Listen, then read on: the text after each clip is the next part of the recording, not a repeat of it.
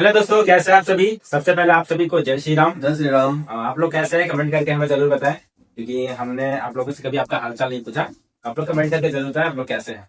तो आज की इस एपिसोड में हम लोग एक ऐसे ही रोमांचक कहानी के साथ शुरुआत करेंगे। आज की इस कहानी में हम लोग बात करेंगे एक राजा की। हमारे जो पहले पुराने जमाने में एक राजा हुआ करते थे, उनका एक कहानी है जिनका नाम था चित्रकेतु। उनकी कहानी से आधारित है और इस टॉपिक में हम लोग समझेंगे पुनर्जन्म का सिद्धांत क्या है, आखिर में पुनर्जन्म होता क्या है।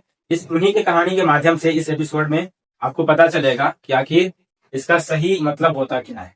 तो आइए बिना देरी के आज के इस वीडियो को हम लोग शुरुआत करते हैं। और जैसा कि आप सभी जानते हैं, आप अगर हमारे चैनल पर नए हैं तो हमारे चैनल को लाइक, सब्सक्राइब और शेयर जरूर करें।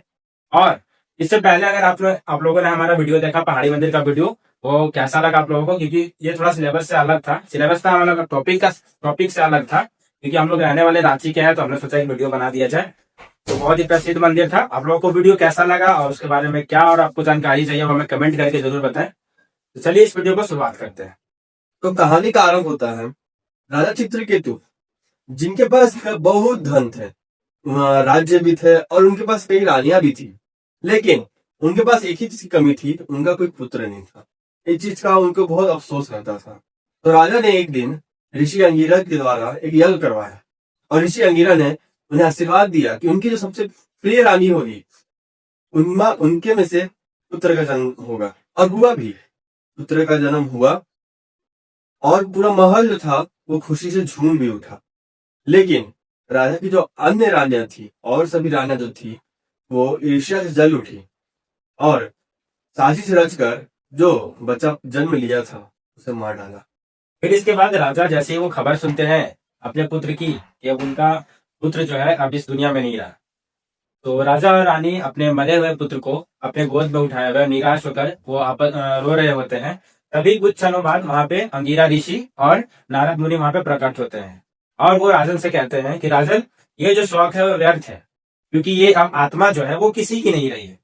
आत्मा अमर है, लेकिन हमारा जो शरीर है एक वस्त्र के जैसा है।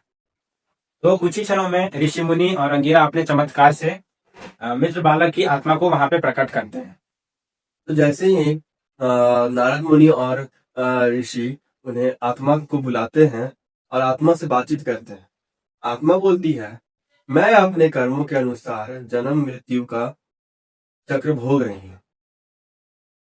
मैंने मनुष्य, पशु, पक्षी, पेड़ पौधे और न जाने कितनी योनिया में मैंने पैदा लिया है या कितनी योनिया में मैंने शामिल हुई। आत्मा बोलती है, माता पिता का बंधन तो क्षणिक है, जैसे नदी में लठिया मिलते ही बिछड़ जाती है। मोह का त्याग करो, आत्मा पर ध्यान दो। ये बातें सुनकर जो राजा चित्रकूट थे वो स्तंभ हो जाते। ऋषि राजन से बोलते हैं और वे कहते हैं, देखो, कर्म ही जीवन का सिद्धांत है और यही पुनर्जन्म है। अगर तुम अच्छे कर्म करते हो तो हमें अच्छे कर्म से सुख मिलता है, और अगर तुम बुरे कर्म करते हो बुरे कर्म से हमें दुख होता है। और पुनर्जन्म भी यही कहती है।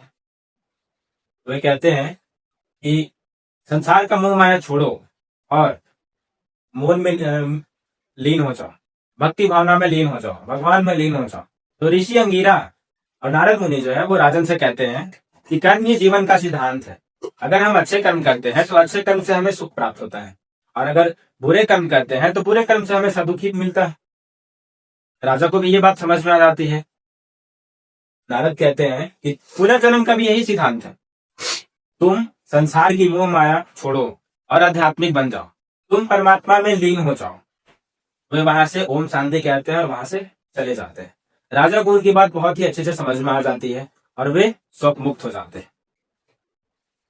ये वीडियो के माध्यम से हम लोग मेनली क्या समझना चाहते हैं, मेन में क्या है इस वीडियो के माध्यम से जो हम लोग ने राजा की कहानी सुना, ऋषि अंगिरा और नारद मुनि और आत्मा की ये सभी जो कहानी सुने हम लोग, इससे मतलब हम लोग क्या समझना चाहते हैं इससे।